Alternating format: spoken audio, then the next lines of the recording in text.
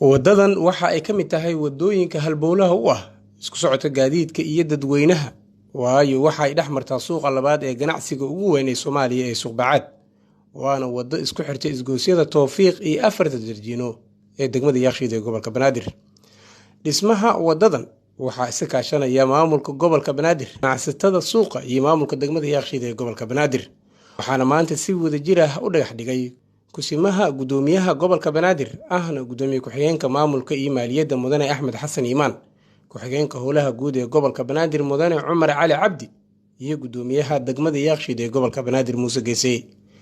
ugu horreyn waxaa hadalka qaatay gudoomiyaha degmada Yakshiid ee gobolka Banaadir Muuse Geesay, waxa uu sharaxay wadadan muhiimadda ay u leedahay dadka ku dhaqan degmada Yakshiid ee gobolka Banaadir. mudane gudoomiye sida la socoto wadadani waxa isku xirtaa iskooyska Tawfiiq iyo iskooyska maxaa la yiraahdaa afar jirdiino ayaa hadda shaqada la qorshay ay ku asaysan tahay. saad ogsan tahay wadadani waxay martaa meel aad muhiim u ah oo ah suuqa labaad ee Soomaaliya ama magaalada Muqdisho oo culays weyn uu ka saarayo xagga isgaarsiinta gaadiidka dib badan ay ku qabeen baabuurta xamuulka ee badeecada keenaysa maxaa la yiraahdaa suuq Bacaad soo maritaanka wadooyinka ay soo mareen ay dib badan ku qabeen. waxaan rajaynaynaa haddii la raali ka noqdo marka la dhiso wadadan wax badan inay u fududaan doonaan ganacsatada iyo shacabka ku nool degmada Yakshiid, ama ha noqoto xagga adeega ama ha noqoto xagga bilicsamida magaalada intaba. gudoomiye ku-xigeenka howlaha guud ee gobolka Banaadir Mudane Cumar Cali Cabdi waxa uu tilmaamay in maamulka gobolka Banaadir uu diyaar u yahay in uu laamiyada magaalada Muqdisho gabi ahaanba dhiso, nadaafadoodana laga doonayo inay ku dadaalaan dadka ku dhaqan gobolka, gaar ahaan dadka isticmaalaya wadooyinkaas.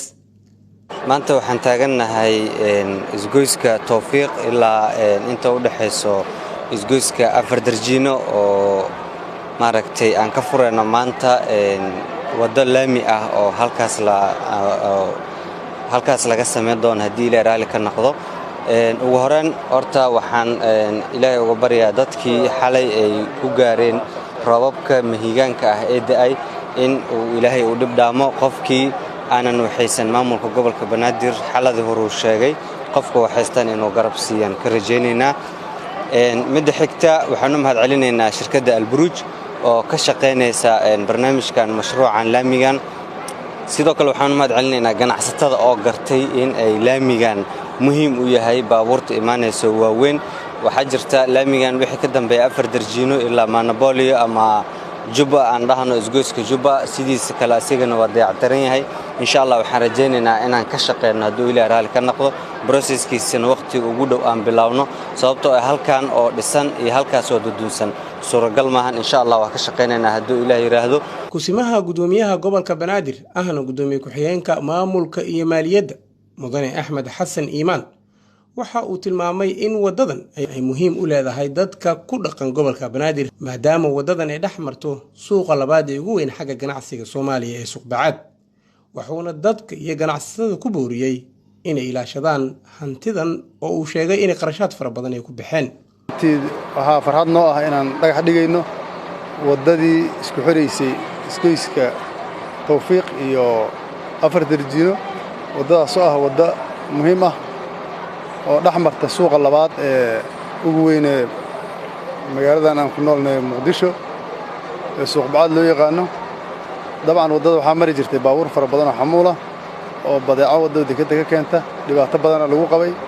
waxaa ilaahay mahadiisa maanta in dhibaatadaas xal loo heli doono oo wadadii ay boholo iyo jajabkii laga xalli doono haddii alla yiraahdo. waxaan u mahad celinayaa ganacsatada Soomaaliyeed oo runtii hawshaas iyagu dhabarka u ritay, gartayna inay dalkooda dhisaan. dabcan magaalada maalinba waddaa la dhisaa, wadooyinka dhan waa la dhammayn doonaa haddii alla yiraahdo. aad iyo aad dhismo xoogan uga socdaa dhanka wadooyinka. waxaa xasuusatiin maalmo ka hor waxaan dhagax dhigaynaa waddo kaloo muhiim ah, maantana waa maalin kaloo iyaduna muhiim ah. guud ahaan dhismuhu saas ugu socdaa oo dhismayaasha aad u badan yihiin, waana sii wadaynaa haddii alla yiraahdo.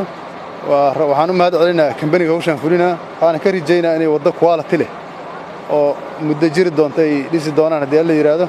annaguna waa kula xisaabtami doonaa oo fiiri doonaa fiiri doonnaa haddii alla yidhahdo maamul ahaan marka waxaan ka rajaynaynaa inay waddada la yidhahdo buruuja dhistay oo ay ka beddelaa doonto waddooyinka intooda kale ama la quality noqon doonto haddii alla yidhahdo